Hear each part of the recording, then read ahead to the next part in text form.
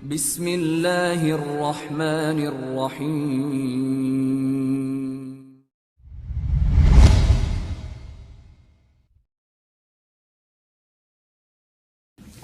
Mutiara yang kedua dari Ramadan adalah tahajud. Salat tahajud. Tarawih artinya santai. Adalah salat tahajud. Jadi tahajud, tarawih, qiyamul Ramadan, qiyamul lail, sama semua ini. Salat malam kan. Cuma Ramadan dimudahkan bagi kaum muslimin oleh Allah SWT untuk mengerjakan di awal waktu. Setelah salat ba'diyah Isya kita sudah boleh salat malam. Supaya yang tidak pernah salat malam sepanjang tahun punya di buku amalnya ada salat malamnya. Ya. Dan ini tujuannya teman-teman bukan hanya di Ramadan. Supaya kita kerjakan terus. Walaupun nanti setelah Ramadan kita kerjakan di sepertiga malam. Boleh pun kita kerjakan dari ba'da. Ya. Isya nggak ada masalah di awal malam, pertengahan malam. Tapi yang paling afdal di sepertiga malam. Ya. Abu Darda pernah mengerjakan sholat malam dari sholat ba'diyah Isya sampai subuh, bukan Ramadan. Tapi mungkin kita pilih waktu yang Allah mudahkan, sepertiga malam. Sepertiga malam. Dan sekarang selama sebulan, mayoritas kita teman-teman sudah terbiasa bangun sahur. Umumnya kalau saya tanya jemaah di pengajian kami dulu sebelum pandemi ya, kapan anda sahur? Umumnya mereka mengatakan 1 jam sebelum azan subuh.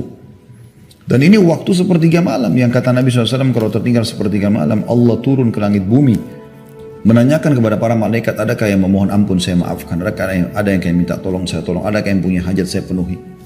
Setiap malam. Dan kita sudah dibiasakan selama sebulan bangun di waktu ini teman-teman. Kenapa enggak bangun sholat malam? Anda juga sudah biasa sholat tarawih. Anda baca surah-surah ringan, tidak ada masalah. Tapi yang paling penting kita sudah terbiasa dibangunkan sahur. Itu yang luar biasa. Sebulan loh ini. Sebulan. Kata Nabi SAW dalam hadis Bukhari, makan sahurlah kalian. Karena suhunya pada sahur itu terdapat berkah. Kita disuruh makan. Jadi dalam hadis yang lain, setiap muslim akan dalam keadaan sehat atau aman. Selama mereka menerlambatkan sahur. Mereka sahur sampai menjelang azan subuh dan mempercepat buka puasa. Hadis riwayat Bukhari Muslim. Ya. Jadi jelas sekali bagaimana Allah Subhanahu wa taala memudahkan kita teman-teman sekalian untuk sholat malam. Dan kata Nabi SAW dalam hadis Bukhari yang lain, sesungguhnya afdal sholat setelah sholat 5 waktu adalah sholat malam. Ini mutiara yang kedua. Jangan sia-siakan. Dirikan malam anda. Dan bagi suami istri, dengarkan hadis Nabi SAW. Semoga Allah merahmati seorang suami atau laki-laki yang bangun malam hari dia mau sholat tahajud, lalu dia bangunkan istrinya. Kalau istrinya tolak, dipercikkan air di wajahnya.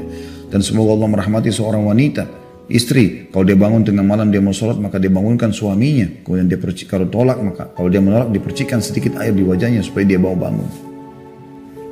Ini keromantisan yang sebenarnya. Mutiara yang ketiga teman-teman, karena melihat waktu saya percepat saja, membaca Al-Quran. Ramadan bulan turunnya Al-Quran. Sampai Imam Syafi'i rahimahullah mengkhatam Al-Quran sehari 2 kali. Ini luar biasa gitu. Saya coba praktikin teman-teman. Ini betul-betul selain taufik dari Allah Subhanahu wa taala dulu. Tidak bisa kalau tanpa taufik Allah berikan sesuatu yang bisa membuat dia melakukannya. Kemudian juga karena ketekunan dia. Dia harus luangin mayoritas waktunya baca Quran. Itu di Ramadan. Ya. Bahkan seseorang dari kita kadang-kadang mengkhatam 1 kali aja masih sulit bagi dia. Tapi ada orang subhanallah Allah berikan taufik mengkhatam sampai 2 kali, 3 kali, 5 kali, 6 kali. Quran adalah petunjuk dari Allah Subhanahu wa taala yang harus setiap muslim jadikan sebagai pedoman, dan kita disuruh baca pada hari Ramadan ini. Baca. Agar Anda juga nanti membacanya setelah Ramadan. Jangan tinggalkan Al-Quran. Kata Nabi SAW di dalam sebuah hadis yang sahih, sesungguhnya puasa dan Al-Quran akan menolong seseorang pada hari kiamat. Puasa akan mengatakan, ya Allah sesungguhnya aku telah menahannya dari lapar dan haus di siang hari. Quran akan mengatakan, aku telah menghalangi dari tidur pada malam hari. Maka izinkanlah kami menolong orang ini, lalu Allah pun mengizinkan keduanya. Juga kata Nabi SAW, Iqra al-Quran fa innahu ya'ti syafi'an li ahli yaumil qiyamah. Bacalah Al-Quran karena dia akan jadi penolong bagi pembacanya hari kiamat. Baca Al-Quran, ini kesempatan.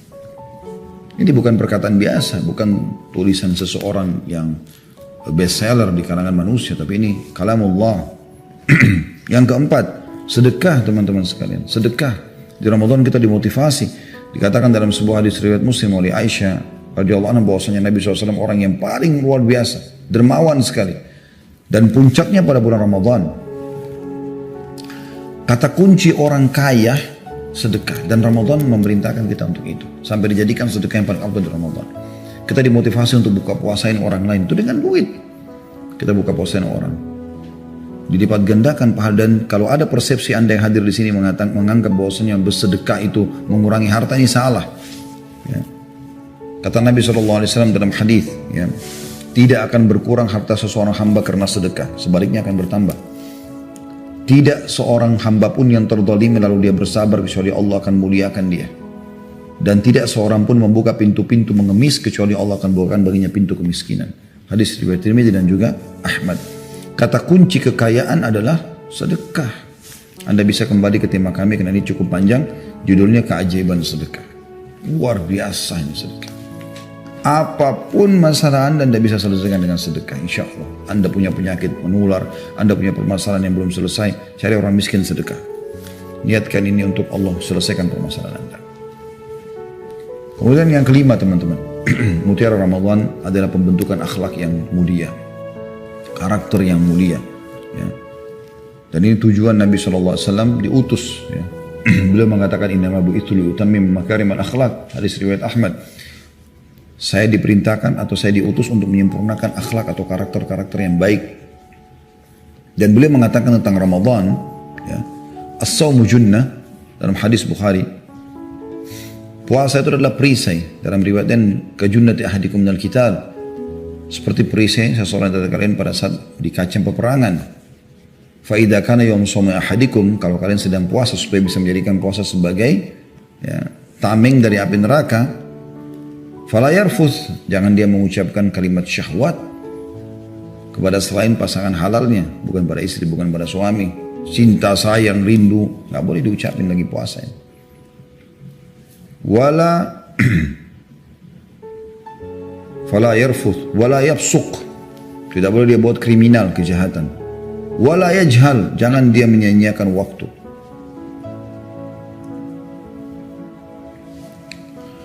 Fa in sabahu ahadun aw qatala falyaqul inni imru'un sha'im, dan kalau seandainya ada yang mengajak dia bertengkar atau ribut, maka dia mengatakan saya sedang ikuti program puasa. Lihat bagaimana teman-teman, kita jauhi kalimat rafath. Semua kata-kata yang syahwat yang bukan pada tempatnya. Kemudian juga, ya, perbuatan kriminal. Semua jenis kriminal. Kemudian juga hal yang sia-sia. Bahkan kalau kita sedang diajak bertengkar, ribut, kita katakan saya sedang puasa. Itu luar biasa itu. Dan juga dalam hadits Bukhari yang lain kata Nabi SAW, man lam yada' qawla zuri wal amala bi falaysa lillahi hajatan fi an yada'a ta'ama wa syaraba. Siapa tidak meninggalkan perkataan dusta, terus saja selalu dusta, maka tidak ada hajat Allah menilai lapar dan haus dari puasanya. Artinya tidak boleh dusta, jujur. Kita sebulan dilatih untuk jujur. Bukankah ini pembentukan karakter yang luar biasa teman-teman sekalian? Ini luar biasa. Dan ketahuilah teman-teman, Ramadan melatih kita untuk menjadi orang lebih baik, lebih dermawan, lebih santun, lebih pemaaf, lebih semua yang tadi saya bilang di awal, kita lebih lunak. Sebaiknya kita meninggalkan semua kesalahan, karena kita takut puasa kita batal, jadi kita sedang dilatih.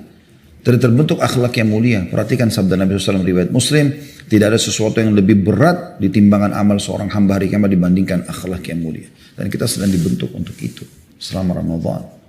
Ini luar biasa teman-teman. Ini mutiara-mutiara yang sangat mahal dari bulan Ramadan. Sisanya tentu ada mutiara-mutiara yang lain ya, yang mungkin kalau kita mau tambahkan. Yang keenam misalnya banyak berzikir, ya, kepada Allah Subhanahu Wa Taala, zikir pagi petang, ya, mengingat Allah Subhanahu Wa Taala, karena kita sedang puasa sedang dilatih berzikir kan. Ya, dan Allah mengatakan fadhkuruni azkurkum, ingatlah aku maka aku ingat kepadamu. Ya, mutiara yang ketujuh berdoa. Nah kita dilatih Ramadan, dinyatakan ada doa mustajab agar kita biasa berkeluh kesah, manja dengan Tuhan kita. Ini mutiara juga.